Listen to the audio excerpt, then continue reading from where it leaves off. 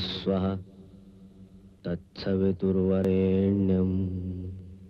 भर्गो देवस्य धीमहि धियो यो नः प्रचोदयात्। सुख आणिक दुःख यांना सांधते आहे, जीवनाशी ती कधीची भांडते आहे।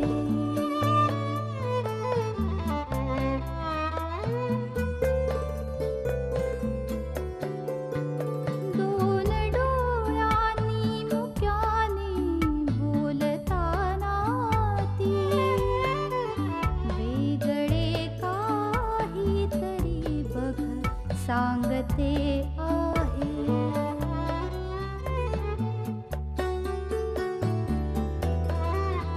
जीवनाचे एक गाणे गात जाताना वेगळीशी चाल त्याची बांधते आहे। जीवनासाठी जणू ही अकस्मिता, सुखाणिक दुःख वेडी अवंतिका।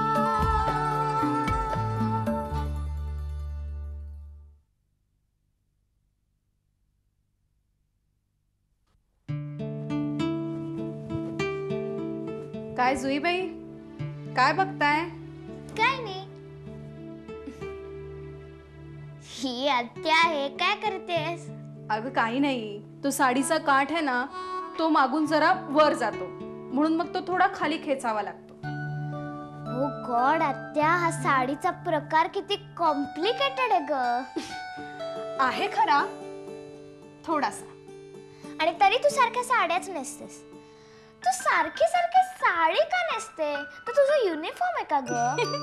नाही, युनिफॉर्म वगैरे काही नाही, पण मला साडी नेसायला खूप आवडतं म्हणून नेसते।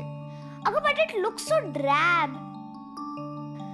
म्हणजे कधी कधी चांगली दिसते साडी, पण मी काय म्हणते, सारख्या सारख्या साड्याच घालून तसंच दिसण्यापेक्षा रोज रोज काहीतरी वेगळं घालून वेगळं दिसावं असं नाही का वाटत तुला?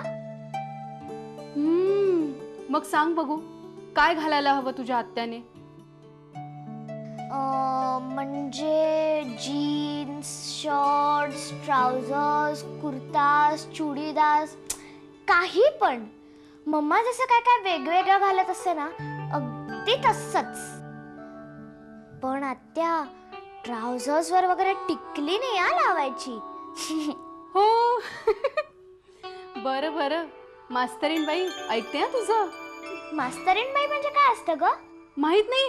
नाही। मास्तरीन बाई म्हणजे टीचर। ओ ए, पण टीचरचं ऐकायचं असतं हा। आता मला एक मस्तपैकी कुर्ता आणि त्याच्या खाली ट्राउझर्स घालून दाखव बरं। ए वेडाबाई, मी नाही हा। ए आत्या प्लीज गंगा। ए नाही हा, मी नाही। ए प्लीज। अगं माझ्याकडे नाहीये ड्रेस। एक पण कुर्ता नाहीये? नाही म्हणजे एक आहे, म्हणजे शशांक दादाने मला वाढदिवसाला आणला होता, पण मला तो घालण्याचं डेअरिंगच झालं नाही, मी तसंच कपाटात ठेवलाय। ए त्यात काय डेअरिंग, घालायचा। ए नाही, मला नाही। दाखव गं मला घालून प्लीज। अगं घालेन, उद्या घालून दाखवेन, चालेल का? आज का नाही? नको ना, उद्या। जुई बेटा इकडे जरा। जा जा, माई बोलवते तुला। उद्या नक्की उद्या घालायचा? नक्की नक्की नक्की, प्रॉमिस। बघा आले ग माई।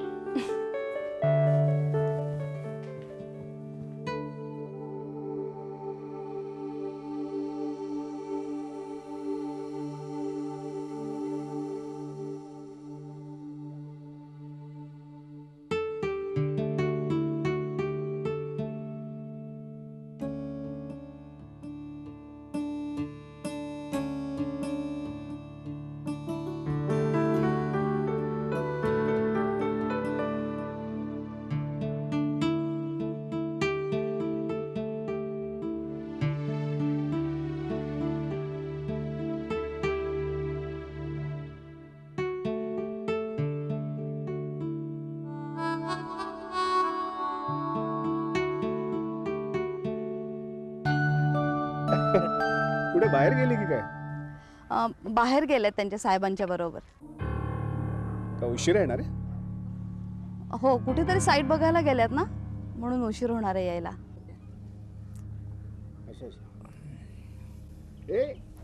ओ कुठे जायचंय? तिकडे जायचंय. या. चला. काय रडत होता का? हो, रडत होता म्हणून म्हटलं फिरून येणार. Bye bye. भेटू आपण. Bye bye. काय रे सौरभ, अपसेट झालास? मी कशाला अपसेट हो? ते अवंतिका तिच्या बॉस बरोबर अशी एकटीच केली आहे म्हणून. असो, it's her life, it's her job. Why should I get upset? मी कशाला अपसेट? तू कितीही लपवण्याचा प्रयत्न कर सौरभ, तितकं सोपं नाहीये ते. तुला अजूनही अवंतिकाबद्दल काहीतरी वाटतंय.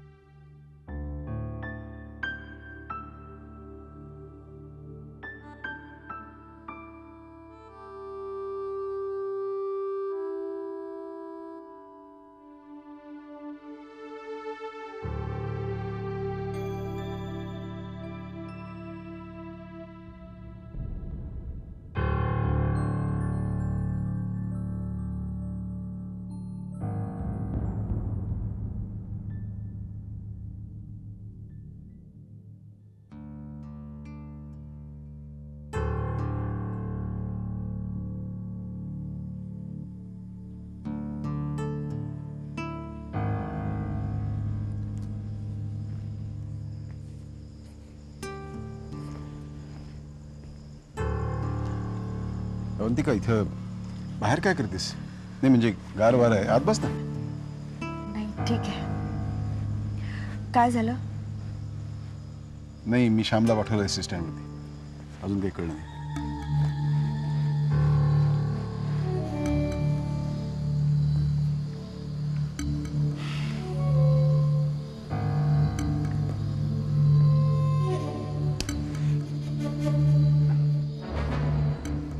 उगाच टेन्शन घेऊ नको.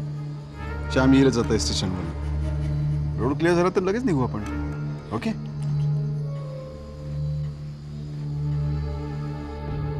शशांक दादा, मी विचारून आलो बर का.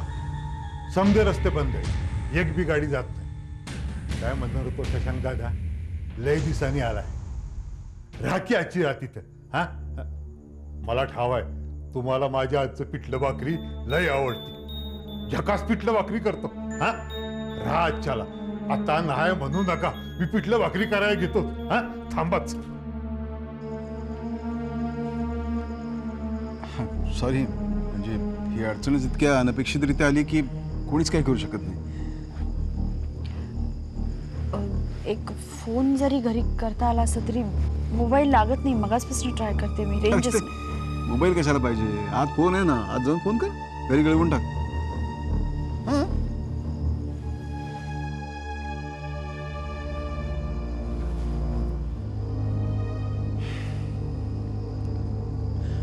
चला, आता श्यामच्या हातची गरमागरम भाकरी आणि झुणका बऱ्याच दिवसानंतर.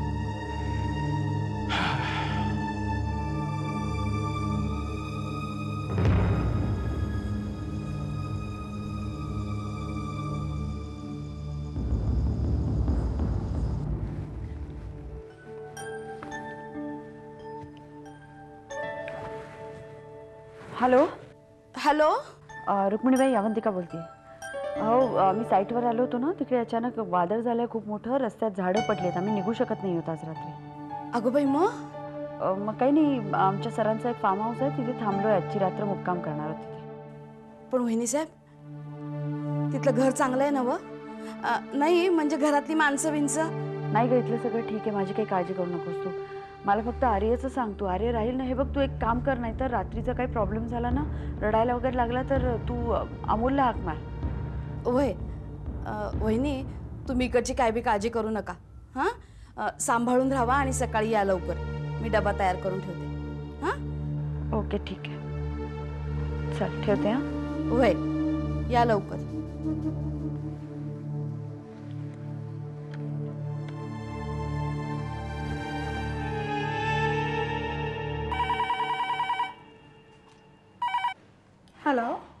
हा, काही नाही, माईला निरोप द्यायचा तर मी फार्म हाऊसवरती राहतोय म्हणून. पण तुम्ही तर साईट बघायला गेला होतात ना? नाही, साईटवरती गेलो होतो, पण वादळामुळे रस्त्यात 2 झाडं पडलीत. त्यामुळे मग विचार केला की फार्म हाऊसवरतीच राहावं. आणि ही अवंतिका पण बरोबर आहे ना, म्हणजे to be on safer side.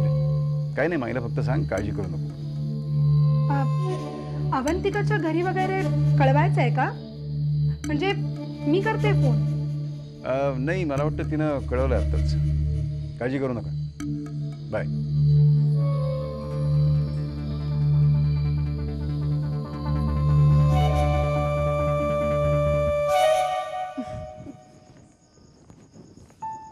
मग काय म्हणताय मदर टेरेसा, काय चाललंय? सौरभ, चेष्टा करतोयस माझी?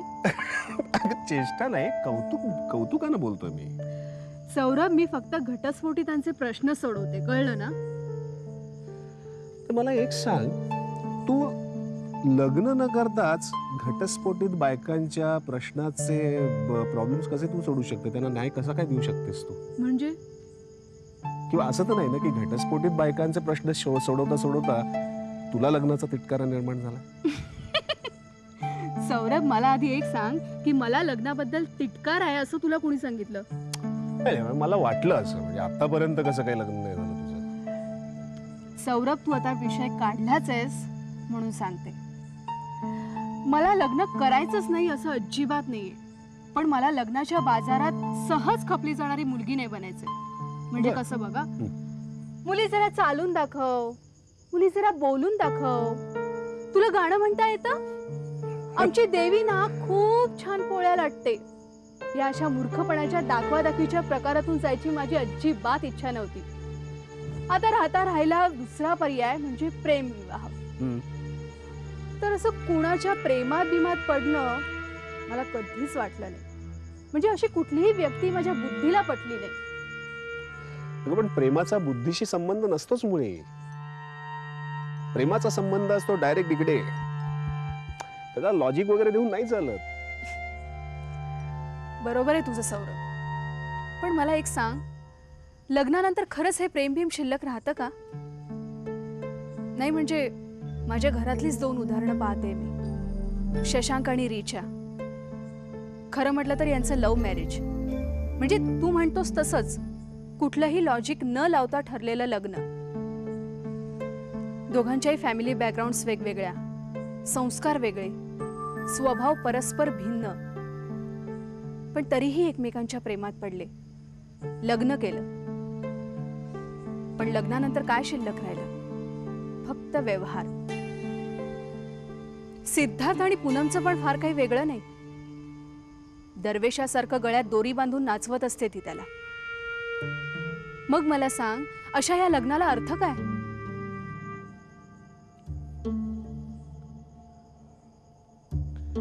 तू म्हणतेस ते खरं आहे. रिलेशनशिपचा अर्थ कळायच्या आतच नको त्या वयात माणसं लग्न करतात आणि मग भोगतात. लग्न करणं वेगळं आणि ते निभावणं वेगळं. अगदी माझ्या मनातलं बोललास सौरभ. माझी सुद्धा प्रेमाची एक व्याख्या आहे आणि ओव्हर द पिरियड ती इव्हॉल्व्ह होते. लग्न म्हणजे तरी काय? अगदी मनापासून एकमेकांचं स्वीकारलेलं बंधन म्हणजे लग्न. आदराच्या, विश्वासाच्या पायावर उभं असलेलं नातं म्हणजे लग्न, असं मला वाटतं. म्हणून तू हा विचार मनातून काढून टाक की मी लग्नाच्या विरोधात आहे. हा, आता माझ्या व्याख्येशी सहमत असणारी व्यक्ती एखादी भेटली तर मी नक्की लग्न करेन. सौरभ, अरे किती उशीर झाला. मग चल की, आता बोलत कोण बसलाय? मीच बोलत होते. चला आता. चला.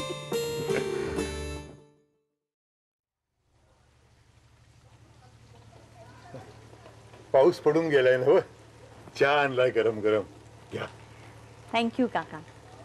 शशांक दादासनी आलं घातलेल्याच्या लय आवडतो. तुम्हाला चालेल ना? हो चालेल की.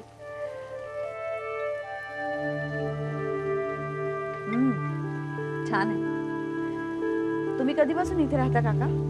हा म्हणजे आता बघा बाई, बंगला बांधल्या धरणं मी इथंच आहे. मी माईसाहेबांच्या बाह्याचा कोकणातला हा बंगला बांधला तेव्हा शशांक दादा म्हणाले, काका बंगल्याची काळजी घ्याल. आता म्हातारपणी मला बी सावली हवीच होती की. नेरुरकर भली माणसं बर का. हो म्हणलो झालं. पण मग एकटेच असता इथे? तर हो एकलाच की. नाही म्हणजे पहिल्या प्लॅसने अण्णासाहेब माईसाहेब यायचे की. आणि आपल्या देवे आणि ताई आणि सिद्धार्थ दादा ते बी यायचे मित्रमैत्रिणींना घेऊन. शशांक दादांना ही जागा लय आवडती. म्हणजे बघा जरा कामातनं सवड मिळाली की इथं यायचे बघा. माणूस आपल्याच धुनीत असायचा बर का. वाडी रातभर म्हणजे रात्री उशिरा पत्तर सतार वाजवत बसायचे. सतार म्हणजे शशांक सर सतार वाजवता? आता नाही, तवा वाजवायची, आता नाही वाजवत. म्हणजे आता बाई ते एक प्रकरणच आहे. आता तुम्ही लेखीवाणी म्हणून तुम्हाला सांगतो, पण कुणाला सांगू नका बर का. शशांक दादा स्वभावानं लय उमदा माणूस. हा अहो कुणाला बी दुखवायचा नाही. तर अहो लहानपणापासून बघतो ना मी त्यांना. लय कष्ट केले आणि मग इथपर्यंत आले बघा सगळं. अजिबात माज नाही. मित्रमंडळ जबरदस्त हो. स्वभावानं लय शौकीन माणूस. इथं गाण्याच्या मोठमोठ्या मैफली जडायच्या आणि आपले शशांक दादा स्वतः बसायचे साथीला सतारीवर. पण पुढे सगळा इस्कूट झाला. बिनसत गेलं बघा सगळं. बिनसत गेलं म्हणजे? आता बघा रिचा मॅडम बरोबर लग्न झालं आणि सगळं बिनसत गेलं बघा. म्हणजे आता बघा त्या बाईचं सगळंच वेगळं होतं. साहेबावांनी राहायच्या आणि बाप्यावांनी बारीक बारीक केस ठेवायच्या. हो गॅस फॅस बोलायच्या. मी काय म्हणतो ते असू दे, ते असू दे. पण मला सांगा अशा गावात बाई हाफ पॅन्ट मधून फिरायला लागली की लोक नावं ठेवायची. हो आता ठेवणारच की नाही का. अहो अण्णांचं नाव केवढं गावात. हा अहो समध्या गावात त्यांना लोक मानतात. आता अशा माणसाच्या सुनबाईनी असं हाफ पॅन्टीतनं गावातनं फिरलं तर लोक कुजबुजणार नाहीत का. मायसाहेबांना बी आवडायचं नाही. मग एकदा शशांक दादा बोलले वहिनी साहेबांना, बाबा बाबा वहिनी साहेबांनी काय गोंधळ घातला म्हणून सांगू. हे गोंधळ लावला, आवाज चढवला. आता दादासाहेब गप बसले. हो ते कशाला बोलतील, नको शोभा म्हणले, गप बसले. ऑपरे नेहमीच व्हायला लागलं. दादासाहेबांना काय बोलायची खोटी की बाईंनी आवाज चढवलाच. काय विचारू नका, लय कटकट करायच्या. बरोबर का भाई. इथे एकदा गाण्याची लय मोठी मैफल होती. मोठी माणसं बोलवली होती साहेबांनी. आणि मग साहेब आपले शशांक दादा स्वतः बसणार होते सतारीच्या साथीला. लय मोठी माणसं आणली होती. वहिनी साहेब बी आल्या होत्या की. आणि त्या रात्री बघा दोघांचं काहीतरी बिनसलं. वहिनी साहेबांनी लय मोठा आवाज चढवला. आता साहेब म्हणजे गप्प बसले. हो उगाच पाहुणे मंडळी शोभा कशाला, ते आपले झाकण घालायला बघत होते. आणि तुम्हाला सांगतो भाई दादांची ती सतार फेकली पाहुणे मंडळींसमोर. हो दादांनी जीवापट जपलेली सतार ती दादांच्या गुरुनी त्यांना दिली होती. दादांचा लय जीव त्या सतारीवर. चेहरा बघवाना मला दादांचा. दुसऱ्या दिवशी सगळी पाहुणे मंडळी खाली मान घालून निघून गेली. लय वंगाळबाई हो, लय वंगाळबाई. दादांनी तिचे सगळे ताळतंत्र सांभाळले. ती बाई पोरीला घेऊन घर सोडून गेली. काय सांगायचं ताई. तेव्हापासून आमच्या शशांक दादांचं हसणं सुटलं, बोलणं सुटलं. पार जगाकडे पाठ फिरून बसला माणूस. जीव तुटतो त्याच्या पाय. पण आपण काय करणार. प्रत्येकाचं करम प्रत्येकाजवळ असतं म्हणतात ना, तसं आहे ते. बाई मी तुम्हाला सांगितलं म्हणून कुणाला सांगू नका बरं का. नाही हो काका, अजिबात नाही, तुम्ही काही काळजी करू नका. हो बाई, बोलण्याच्या नादात चहा निवला की तुमचा. द्या, नाही मी दुसरा करून आणतो. हा, आलोच बघा एवढ्यात.